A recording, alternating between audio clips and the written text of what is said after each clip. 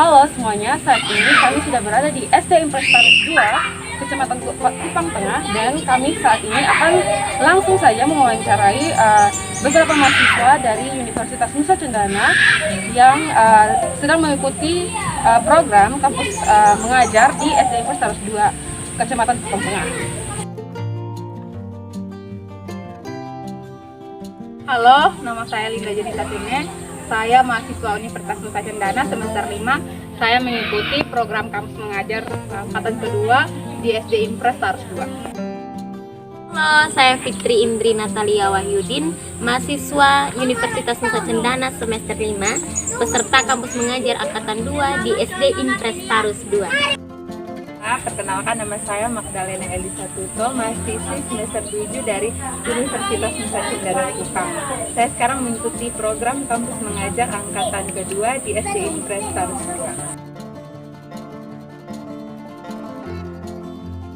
Selamat siang dan salam sejahtera untuk semuanya. Apa kabar teman-teman? Saya rasa semuanya baik ya. Oke, senang sekali. Perkenalkan, saya Nafita Widanaitili dan ada rekan saya Indah Latifah Mau. Nah, kami yang akan memimpin sesi talk show kita pada hari ini. Dan tema yang akan kita bahas pada hari ini adalah terkait kampus Merdeka Belajar. Dan di sini telah hadir bersama kami ada 3 orang narasumber yang merupakan peserta kampus mengajar di SD Impres 2. Nah, untuk waktu selanjutnya saya persilahkan kepada rekan saya. Okay, so we are now come in question and answer sessions, and we have a lot of questions actually, but now I'm going to ask a few questions that relate with Kampus Merdeka Mengajar program. And our first question is first time tahu ada program Kampus Merdeka ini dari mana, dan apa yang kakak pikir tentang Kampus Merdeka itu awalnya? Ada first time, oke. Mungkin Kak Cici dahulu. Oke, baik. Mungkin dari saya, awal saya tahu kampus mengajar ini dari teman-teman saya. Karena teman-teman saya juga mengikuti program kampus mengajar angkatan 1. Dan juga jadi mau ikut karena untuk menambahkan pengalaman. Oke. Untuk Kak Elsa? Oke, baik, terima kasih untuk pertanyaannya. Kalau dari saya, sebelumnya sempat ikut program kampus mengajar angkatan 1, tapi administrasinya belum beres, jadi tidak lanjutkan untuk pendaftaran selanjutnya. Jadi menunggu angkatan kedua baru itu, jadi sampai sekarang ikut. Oke, untuk Kak Linda sendiri gimana? Terima kasih. Kalau dari saya tahu program ini itu dari teman saya juga, dan saya juga melihat program ini itu di Instagram. Oke, dari sosial media ya. Oke, and then for the second question, apa sih motivasi yang membuat kakak-kakak nih sampai enroll the program of kampus mengajar ini? Silakan, mungkin dari Kak Cici. Oke, baik.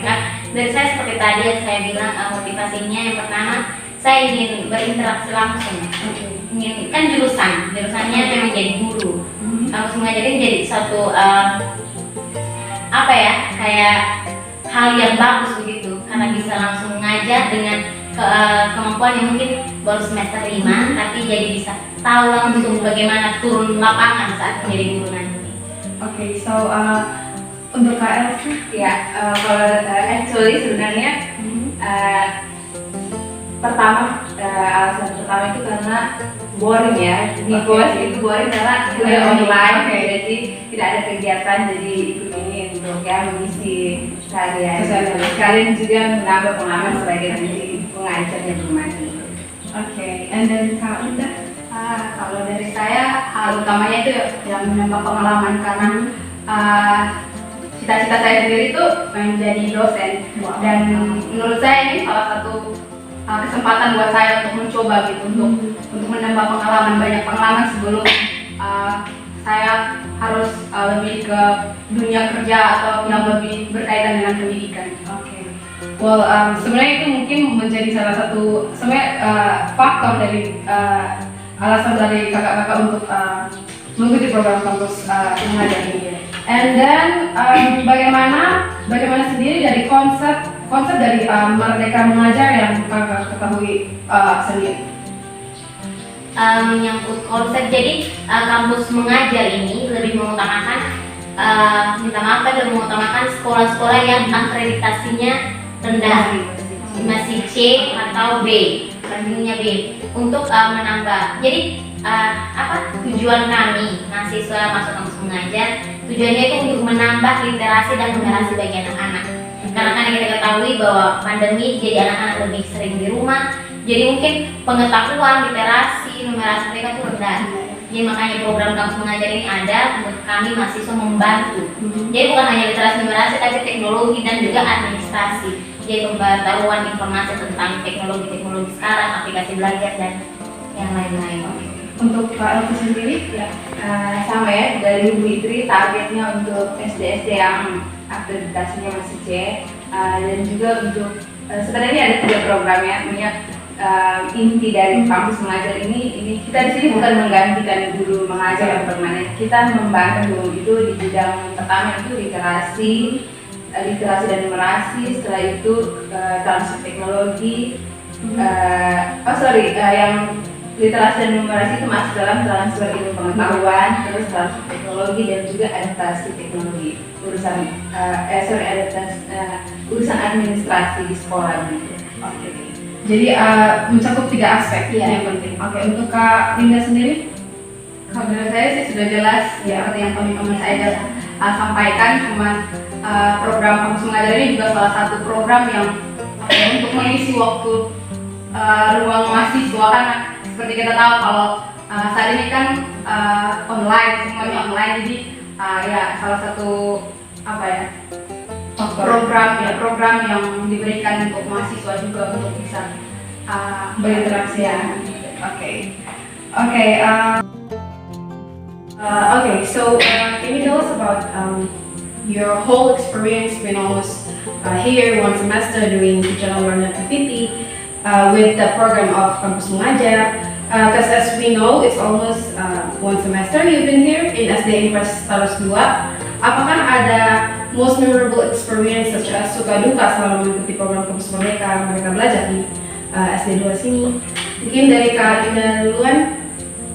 Baik, kalau dari saya cukup banyak pengalaman yang saya rasakan selama berproses di SD Taurus 2, karena di tempat ini saya bukan hanya sekedar mengajar, bukan hanya sekedar memberikan apa yang harus saya berikan, tanggung jawab yang harus saya laksanakan, tetapi saya juga belajar gitu.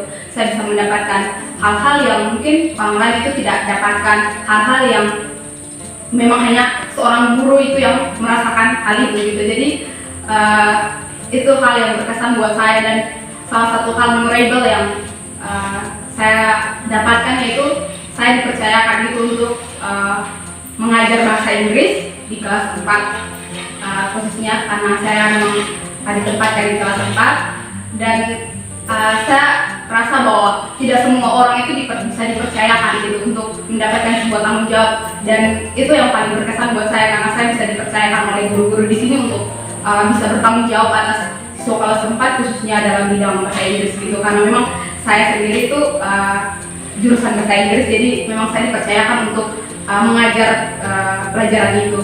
Kalau hal duka sih karena jarak rumah saya, kos khususnya itu dari kos saya ke tempat ini, ke sekolah ini cukup jauh, dan harus menggunakan kendaraan umum beberapa kali, dan memang biaya untuk sampai ke sini tuh cukup ya mahal, bukan mahal, jadi cukup ya membutuhkan biaya, ya menguras dompet untuk jadi siswa, dan untuk sampai ke tempat ini juga harus berjalan kaki.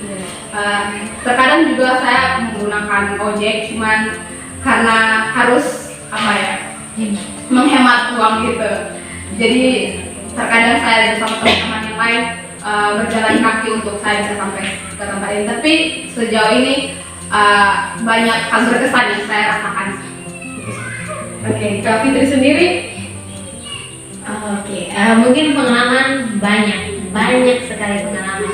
Yang pertama mungkin yang tiap hari hanya berhadapan dengan laptop, handphone untuk kuliah, tapi kali ini harus berhadapan dengan anak-anak, mengerti latar belakang, sikap. Kan setiap orang punya sikap berbeda-beda, apalagi anak-anak yang masih random, dia punya sikap yang mungkin tiba-tiba menangis, tiba-tiba tertawa. Jadi harus belajar sikap anak-anak, dipercayakan untuk mengajar. Dan karena dapetnya di SD dan terusnya saya kelas 3, jadi mengajarnya itu umum. Jadi walaupun saya jurusan bahasa Inggris, tapi mengajar umum dari matematika, bahasa Indonesia dan semuanya. Jadi itu jadi pengalaman yang sangat-sangat luar biasa. Lalu harus mampu bukan hanya mengajar ya, tapi mampu untuk mendidik, mengubah mungkin sikap anak-anak yang kurang baik, mengubah menjadi yang lebih baik, mendidik mereka. Itu menjadi suatu pengalaman yang luar biasa. Jadi memiliki sifat guru dari saat ini itu menjadi pengalaman yang luar biasa. Dan untuk kesan memorable-nya mungkin kami pernah ikut kegiatan Save the Children, itu yang kayak tentang stop kekerasan pada anak ya, stop berkata kasar. Jadi itu ya teaching skill, jadi dapat banyak pengalamannya dari situ. Jadi lebih mengetahui sosok guru itu bukan hanya mengajar saja, tapi bagaimana kita menjadi orang tua bagi mereka. Gitu dari saya. Oke, itu Kak. Ya. Kalau menurut saya ya memang pengalaman, kalau kita sudah mengikuti program ini pasti pengalaman itu ada. Tapi untuk pengalaman yang bisa dikatakan memorable itu entah suka atau duka itu juga pasti ada. Kalau untuk yang suka itu pasti banyak sekali. Karena kita di sini kita datang terjun ke sekolah ini kita sudah dengan ya excited juga ya, karena kita bertemu banyak teman dan bangun relasi di sini, bukan cuma kita melakukan teaching activity tapi kita melakukan komunikasi interaksi dengan guru-guru, kita membangun hubungan baik gitu dengan mereka.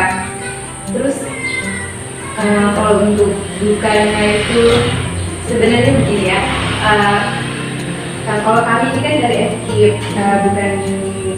bukan PGSD yang kita di sana itu dilatih untuk bermain skill kita mengajar anak SD, khusus SD. Ini FKIP ini kan rata-rata SMP, SMA dan SMK.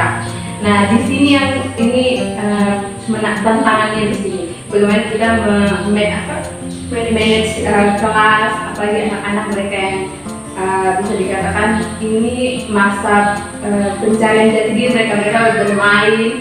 Jadi kalau untuk kita mengajar, kita sendiri, apalagi kalau saya sendiri dan kelas itu sangat ini ya, susah sekali karena kita mengajar mereka di belakang itu bermain karena tidak ada penjelasan.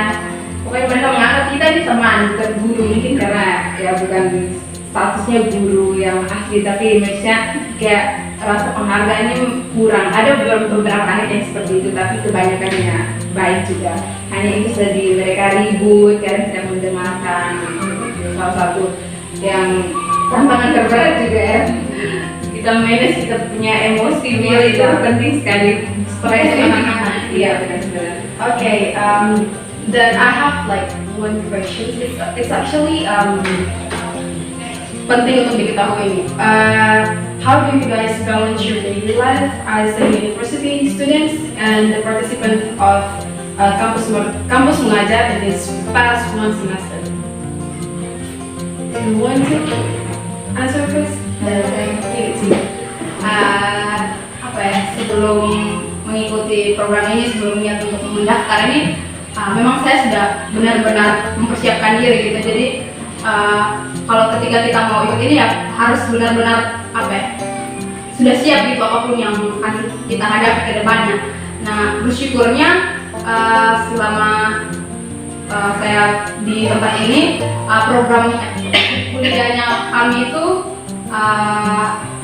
tidak online juga, dan jam kuliahnya itu bisa diatur dan guru-guru di sini juga tidak memaksakan kita untuk seperti harus selesai dulu gitu. Tapi mereka kayak kalau ada jam kuliah ya tidak apa-apa, ya take your time, kuliah saja gitu. Tidak mengharuskan kita untuk tetap harus ada di kelas mengajar. Tapi kalau misalnya ada kuliah ya kuliah, karena memang itu tanggung jawabnya kita juga kan sebagai mahasiswa. Jadi menurut saya sejauh ini bisa diatur lah waktu saya sebagai mahasiswa dan juga sebagai mengajar dengan S2. Ya, untuk ya sama seperti yang kita katakan ya, satu keuntungan itu kalau kita kuliah online, jadi kalau kita datang sekolah saat kita mengajar pun kalau jam kuliah itu kita bisa minta izin. Untungnya guru-guru sih sangat pengertian, jadi kita bisa minta izin untuk kuliah. Terima kasih untuk Kak Putri ini. Ya, sama ya. Sama ya. Betul pengertian, waktu juga bisa diatur dan perkuliahan juga masih online, jadi sangat-sangat bisa. Iya. And we are now in our last questions. It's about as our senior, can you give us some tips and tricks to apply the program of Campus Merdeka in the future, such as which part should we pay attention more and what should we be prepared before we register the program of Campus Merdeka? Apa sih yang harus kita lebih fokus? Apa yang harus kita persiapkan lebih? Atau mungkin ini mungkin berbicara bukan keberuntungan atau mungkin apa gitu, mungkin kakak-kakak bisa berikan sedikit informasi tentang cara-cara atau tips-tips mengenai mendaftar program Kampus Merdeka. Oke, silakan mungkin Kak Elsa dulu. Kalau dari saya memberikan tips berdasarkan pengalaman saya sendiri ya. Yang pertama itu preparation dari dalam diri kita sendiri dulu. Pokoknya bagaimana intinya niat, pertama itu niat kita mau untuk mengikuti program ini. Kalau sudah niat berarti untuk kedepannya menjalankannya itu pasti kita lulus ya, kita ada niat dan kita dengan senang hati menjalankannya. Tapi jangan cuma niat, tapi skill itu juga penting ya. Kita punya skill mengajar ke mana. Apalagi kita harus tahu background anak-anak kita ini, anak-anak SD. Kalau dapat SMP juga ya, masa-masa mereka di sini. Kalau SD ya, SD juga SD paling parah. Jadi kita harus ya bagaimana kita manage our skill. Ya, mestinya kita ini bisa mengatur suasana jalan kelas ya, suasana kelas ya. And then itu mungkin duluan boleh. Mungkin hal yang kita persiapkan itu pertama niat, dan menyangkut mungkin cara mendaftar itu intinya lihatnya di Instagram. Oke, sosial media ya, sosial media kampus mengajar itu langsung. Pokoknya jangan harus pantengin terus dia punya info-info terbaru karena dokumen yang dibutuhkan cukup banyak. Dokumen keterangan kesehatan dan jadi harus betul-betul mempersiapkan semua. Dan kan ada grup juga, nanti ada grup yang apa jadi ya bisa. Dan kita pindah Kalau dari saya sih sama dia teman-teman juga harus punya niat gitu. Kalau misalnya benar-benar mau ikut ya kita juga benar-benar harus mempersiapkan dirinya kita gitu. Terus itu juga perhatikan apa-apa saja yang dibutuhkan pas awal, berkas-berkasnya yang dibutuhkan itu juga harus diperhatikan. Dan satu hal penting juga sih, kira-kira apa gitu setelah kita diterima, setelah kita mendapatkan keuntungan, dengan kesempatan untuk kita bisa berproses di tempat yang ditempatkan itu, kira-kira apa yang harus kita berikan ke mereka, apa yang harus kontribusi apa yang kita mau berikan ke sekolah itu gitu. Jadi itu juga hal penting gitu. Okay. Wow. And now, before we wrap everything up, maybe you guys have one sentence or some tip. Oh no. So like kata-kata untuk teman-teman quotes untuk teman-teman di luar sana yang mau mengikuti program Kampus Merdeka untuk angkatan-angkatan berikutnya, mungkin salah satu dari kakak-kakak boleh. Kalau dari saya sih jangan pernah takut untuk mencoba. Kalau misalnya kita tidak mencoba sekarang, kapan lagi? Okay. And then something if you never try, you never know. Yes. Wow. Okay, mewakilkan. Okay. So to sum up everything, I guess that's all for the question and answer for our talk show today. I give it back to the moderator. Oke, baik. Terima kasih untuk jawaban-jawaban dari kakak yang begitu luar biasa. Dengan demikian sesi tanya jawab untuk talk show kita pada hari ini telah berakhir. Terima kasih banyak untuk